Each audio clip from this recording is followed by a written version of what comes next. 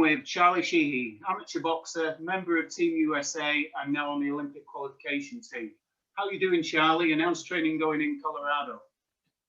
I'm doing good. We've been in camp out here for like 4 weeks now. We're heading into our last week, and then we're getting ready to take off to Bulgaria for the Stradanja tournament. Now, first of all, big congratulations on stepping up from the alternate and becoming part of the qualification team. Thank you. What did that feel like to have that announced? It's meant the world to me. I've been training with the number ones since the summer, with the original number one being absent for most of the camp. So I've been getting a lot of experience, and then just to finally have it announced that I'm a member has meant the world to me. Now, like you said, you're going to Bulgaria for a tournament. That's next week, isn't it? What's your schedule? Right. You've got a very busy schedule, haven't you, in the next few months up to the Olympics?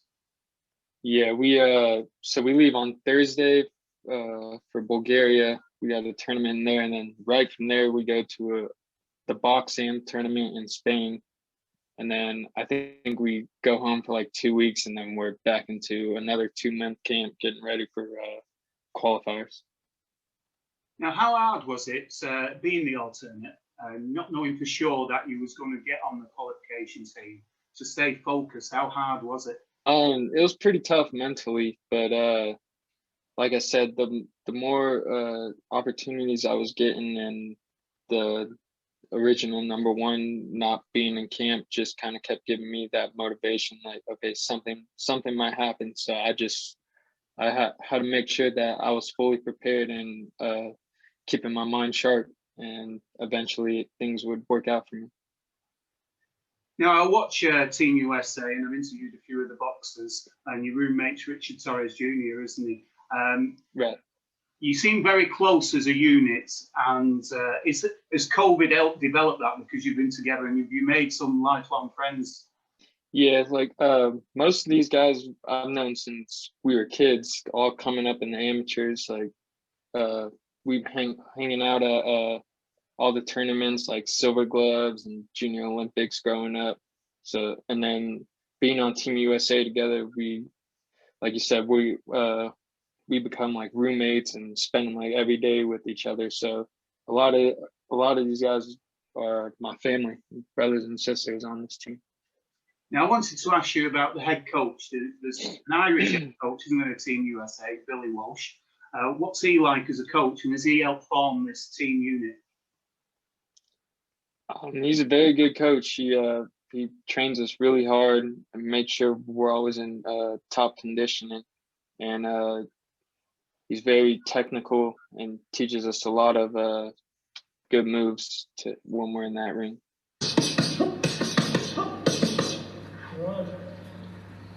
Again.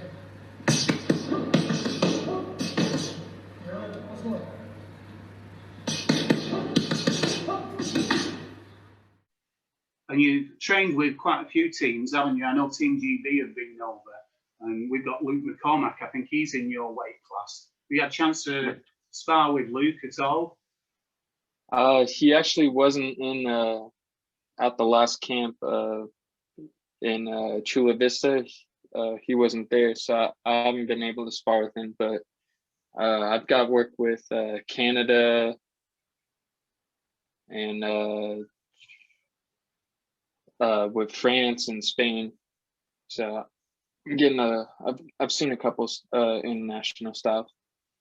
And you've been sparring with Adrien Broner recently, haven't you? What's he like? He seems to be got his head back in the game again. Oh yeah, he's looking really good in camp. That was a great experience for me, to being in the ring with someone of that caliber. I learned a lot from him, so that was a great opportunity. How technical is he? Is he very technical? Yeah, he's very sharp. He's a lot quicker, and he's got a lot of good moves that I think a lot of people underestimate that he has. And I think that his next fight, everyone's gonna know he's back to being one of the top guys. Now, you're from San Francisco, aren't you, Charlie? I was there about 18 months ago. I love that city.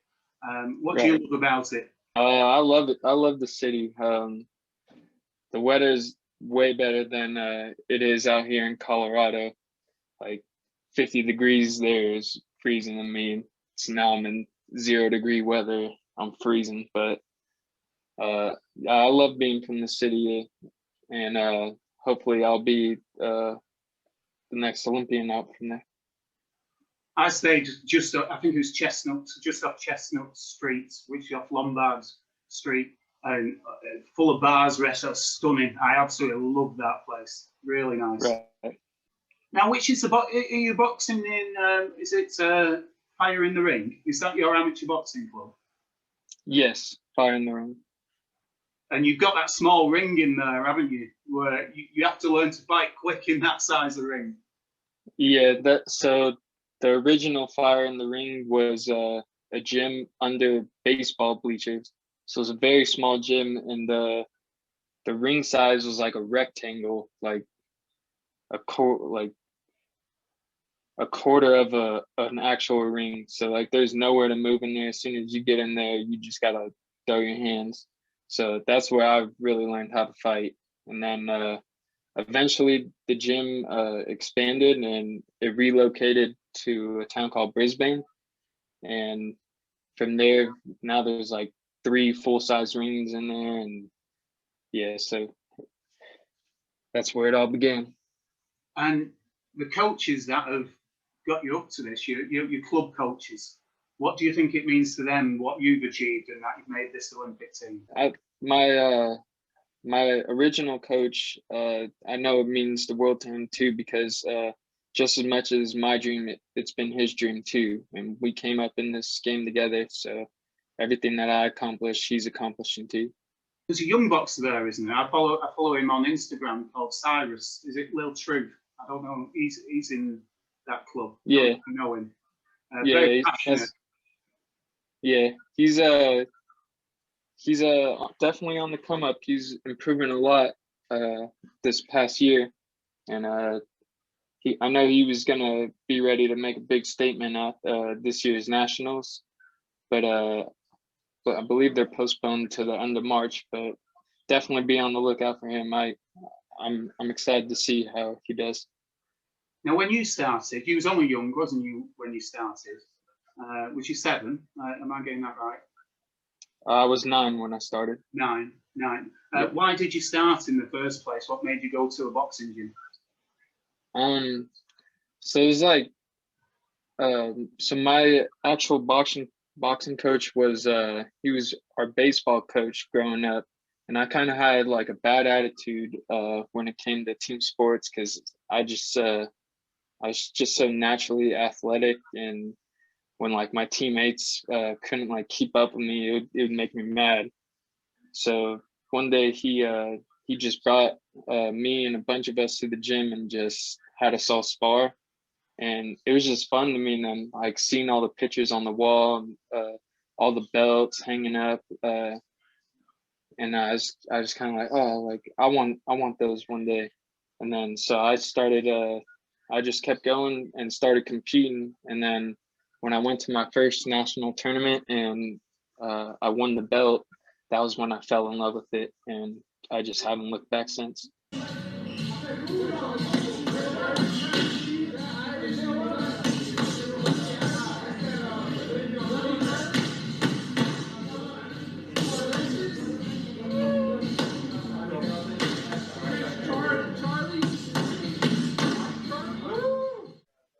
What have been your favourite memories? You've had quite a lot of bouts, haven't you? What have been your favourite memories in all those? So when I was younger, I'd say my favorite experience was definitely the silver gloves, because there was like 4 parts to that tournament. So you had to win your like Northern California region, then you had to win state, then the region 8 with like a bunch of states, and then nationals. So when I was able to win the whole thing, that meant a lot to me, because that was one of those tournaments where I felt like it really you really had to be the best in the nation to win. And then as I got older, probably when I first made Team USA in 2018, and I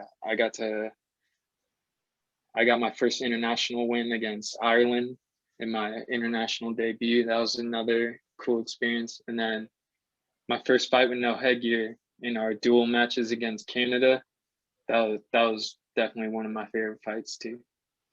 And you shared the ring with two of the, well, greatest young boxers in pro boxing, Ryan Garcia and Virgil Ortiz.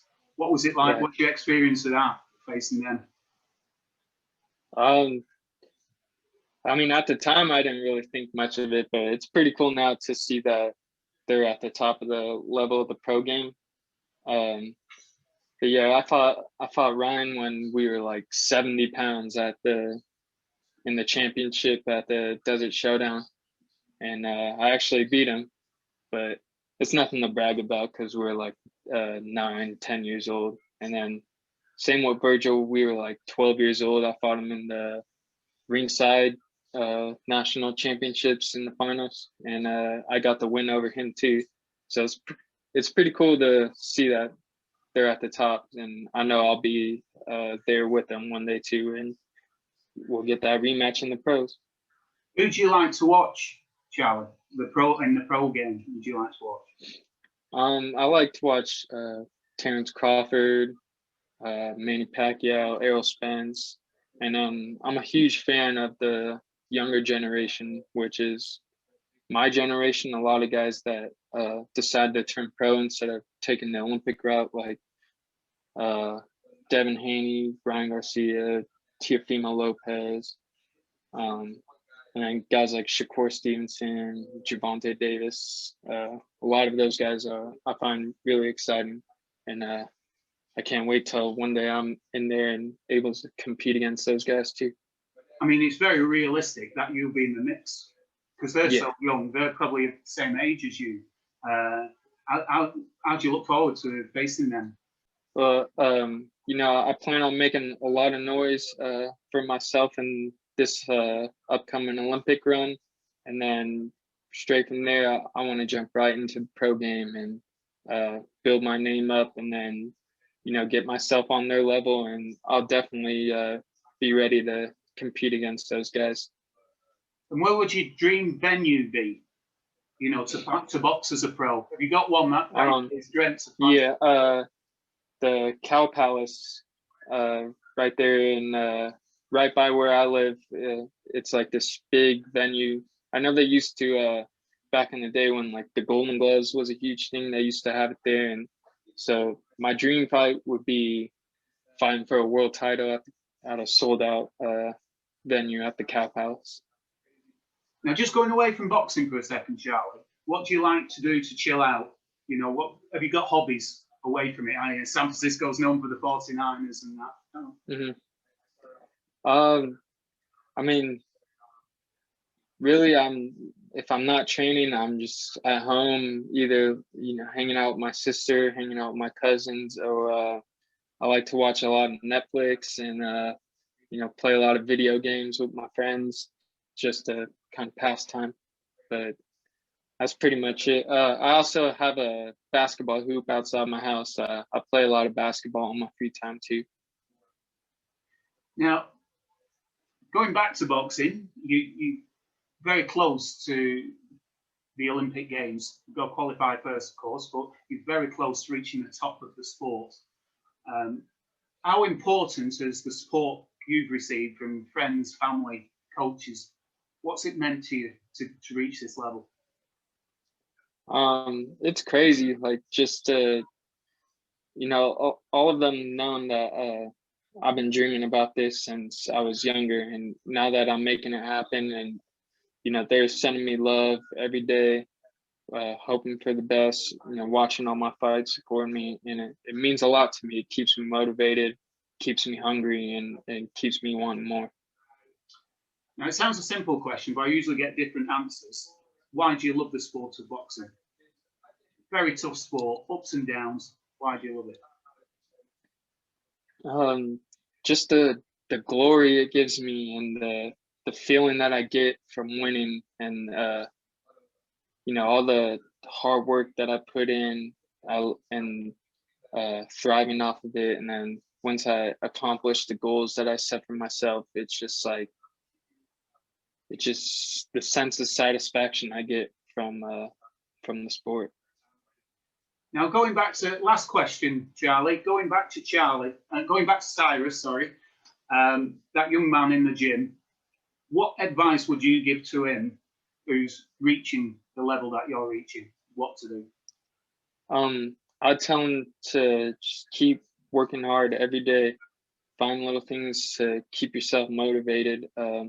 Listen to his pops, listen to his coaches, and just keep his mind right and stay in the gym. No matter how much success you get, like he could go to the nationals and win the whole thing. He should be right back in the gym and keep working to get better. I appreciate your time, Charlie. Good luck with the qualification and good luck with the tournaments coming up. All the best. Thank you. Thanks for having me.